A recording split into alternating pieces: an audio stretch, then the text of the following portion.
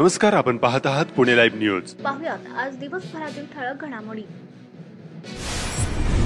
दोन भरधाव डंपर एकमेकांना ओव्हरटेकच्या नादात एका ज्येष्ठ महिलेला ठोकर दिली। यात संबंधित महिला विठाबाई बबरू वय वर्षे 75 यांचा मृत्यू झाला।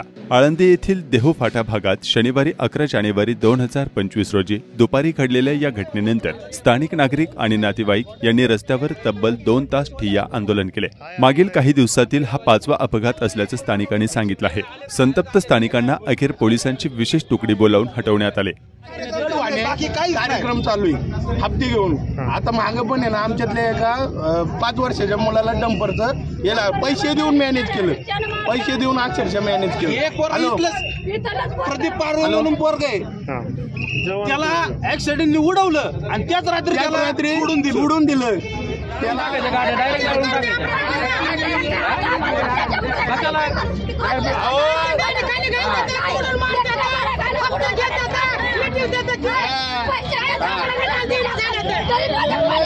अरे इथं माणसापेक्षा पैशाला महत्व झालंय।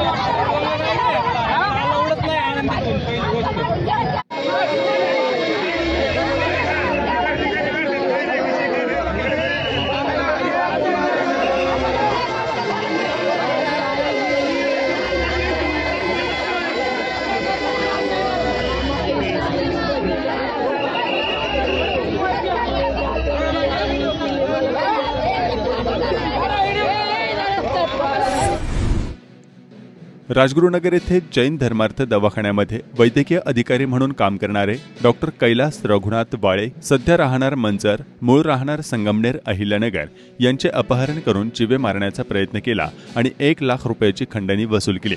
याबद्दल 6 जणांविरुद्ध गुन्हा दाखल झाला आहे। डॉक्टर कैलास रघुनाथ वाळे यांनी तक्रार दिली आहे। पोलिसांनी 4 जणांना अटक केली आहे। गुन्हा दाखल झालेल्यांमध्ये खेड तालुक्यातील 3घांचा समावेश आहे। या प्रकरणी योगेश चौधरी, मनोज कडलक, प्रवीण ओव्हाळ सर्वजण राहणार खेड, तुषार टेके, आदिनाथ नाईकरे, पवन थोरात सर्वजण राहणार मंचर या 6 जणांवर गुन्हा दाखल झाला आहे। डॉक्टर कैलास काळे हे मंचर येथे राहत असून राजगुरुनगर या ठिकाणी जैन धर्मार्थ दवाखान्यामध्ये काम करत आहेत। ते समर्थ क्लिनिक पेठ येथून दुपारी मंचरकडे येत असताना 2 ते 3 अनोळखी व्यक्तीने त्यांच्या गाडीला सफारी गाडीने धडक देत त्यांना जबरदस्तीने मारहाण करत गाडीत बसवून निघोटवाडीतील जंगलामध्ये घेऊन गेले। तेथे असलेल्या इतरांनी त्यांना मारहाण केली। डॉक्टर वाळे यांचा आक्षेपार्ह व्हिडिओ बनवला। पवन थोरात याने प्रवीण ओव्हाळकडून पिस्तूल घेऊन डॉक्टर वाळे यांच्या डोक्याजवळ लावून 1 गोळी झाडली व तुला जीव वाचवायचा असेल तर आम्हाला 20 लाख रुपये दे अशी मागणी केली। डॉक्टर वाळे यांनी घाबरून मी 15 लाख रुपये देतो असे सांगितले। त्यावेळी ओव्हाळ यांनी त्यांच्या मोबाईलमधील पूर्वी डॉक्टरांशी संबंधित असलेल्या तरुणीला मी त्रास देणार नाही व मी सर्वांची माफी मागतो असा व्हिडिओ बनवला। नंतर शरद बँकेतून 1 लाख रुपये काढून ओव्हाळ यांच्याकडे दिले। पुढे डॉक्टर वाळे यांना पेठकडे नेत असताना निघोटवाडी फाट्यावर थोरात आणि टेके हे उतरले। ओव्हाळ व नाईकवारे हे डॉक्टर वाळे यांना संध्याकाळी 7:30 वाजता खेडला घेऊन गेले। नंतर 8 वाजता डॉक्टर वाळे यांना पेठ येथे सोडले असे डॉक्टर वाळे यांनी सांगितले। या गुन्ह्यातील 4घांना पोलिसांनी अटक केली आहे। नगर जिल्ह्यातील कसारा तोमाला तालुका संगमनेर येथून 6 वर्षांपूर्वी पळवून नेलेल्या अल्पवयीन मुलीला शोधण्यात पोलीस अधीक्षक कार्यालयातील अनैतिक मानवी वाहतूक प्रतिबंध कक्षातील पथकाला अखेर यश आले आहे। अपहृत मुलगी व तिला पळवून नेणाऱ्या आरोपीला चाकण औद्योगिक भागात पकडण्यात आले। यातील आरोपी अतुल कैलास जाधव राहणार सारा सिटी महाळुंगे तालुका खेड यास पुढील कार्यवाहीसाठी संगमनेर शहर पोलिसांकडे सुपूर्द करण्यात आले आहे। कसारा दुमाला येथील अल्पवयीन मुलीला अज्ञात आरोपीने दिनांक 19 जुलै 2019 रोजी फौस लावून पळवून नेले होते। घटनेनंतर 5 वर्षांनी संगमनेर येथून चाकण येथे येऊन स्थानिक पोलिसांच्या मदतीने आरोपीचा आणि मुलीचा शोध घेतला। सदर मुलगी व आरोपी अतुल जाधव हे मिळून आल्याने त्यांना ताब्यात घेण्यात आलेले आहे। आळंदी येथे बालविवाहाचा प्रकार उघडकीस आला आहे। या प्रकरणी पीडित अल्पवयीन मुलीच्या पतीसह 12 जणांच्या विरोधात गुन्हा दाखल केला आहे। आळंदी येथे वडगाव रस्त्यावरील गंधर्व मंगल कार्यालयात 21 नोव्हेंबर 2024 रोजी दुपारी 12:15च्या सुमारास हा प्रकार घडला।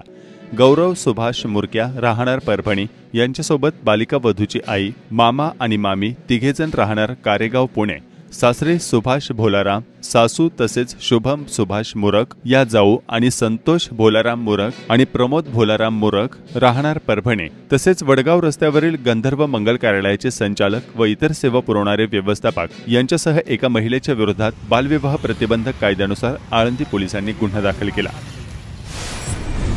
मुख्यमंत्री बळीराजा योजनेअंतर्गत खेड तालुक्यातील 19,539 शेतकऱ्यांचे 14 कोटींचे वीज बिल माफ झाल्याची माहिती खेड वीज वितरण कंपनीच्या उपविभागीय कार्यकारी अभियंता राजेंद्र एडके यांनी दिली।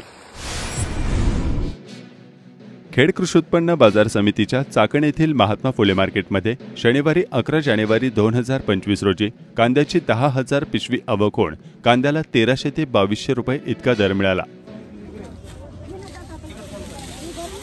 1200, 1250, पावणे 1300, 1300, 1350, पावणे 1400, 1400 रुपये, 1400, 1450, पावणे 1500। पुणे नाशिक महामार्गावर चाकण परिसरात शनिवारी सकाळपासून मोठी वाहतूक कोंडी झाली होती।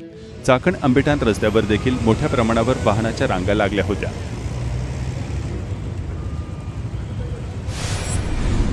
खेड तालुक्यातील किवळे ते कोरेगाव पर्यंत रस्त्याचे निकृष्ट दर्जाचं डांबरीकरण करण्यात आलं। या रस्त्याच्या कामाबाबत ग्रामस्थांनी नाराजी व्यक्त केली असून संबंधित ठेकेदाराला पाठीशी घालणाऱ्या अधिकाऱ्यांची चौकशी करण्याची मागणी आमदार बाबाजी काळे यांच्याकडे स्थानिकांनी केली आहे।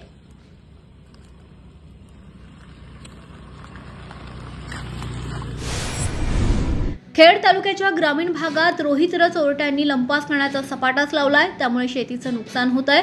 वरची भांबरवाडीतील वेहळदरा या वस्तीवरील रोहित्र्यावर चोरट्यांनी डल्ला मारलाय। यशवंतराव चव्हाण कला क्रीडा व सांस्कृतिक महोत्सवात जिल्हा परिषदेच्या जिल्हास्तरीय 2 दिवसीय शालेय स्पर्धेचं आयोजनाचं यजमानपद खेड तालुक्याला मिळालंय। हुतात्मा राजगुरू तालुका क्रीडा संकुलात या स्पर्धांसाठी जिल्ह्यातील 13 तालुक्यातील तालुका स्तरावर विजेता खेळाडू आणि सांघिक स्पर्धा संपन्न झाल्या।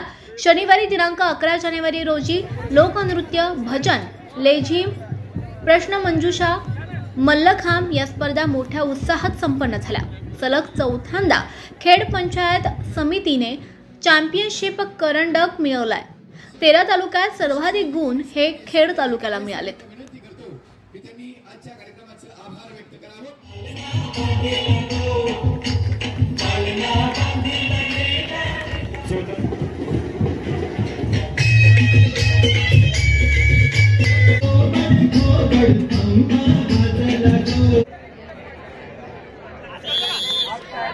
मी इकडे कबड्डी पाहतो।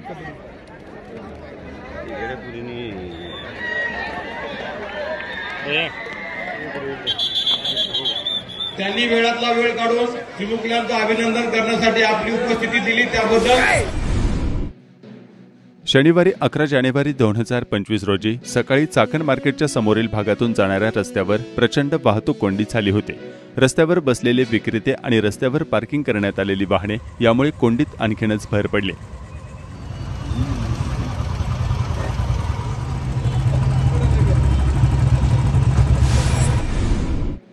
खेड कृषी उत्पन्न बाजार समितीच्या चाकण येथील महात्मा फुले मार्केटमध्ये शनिवारी 11 जानेवारी 2025 रोजी आगामी मकर संक्रांत आणि भोगी सणाच्या पार्श्वभूमीवर लागणाऱ्या भाजीपाल्यांची प्रचंड आवक झाली होती। खरेदीदारांची देखील मोठी झुंबड उडाली होती।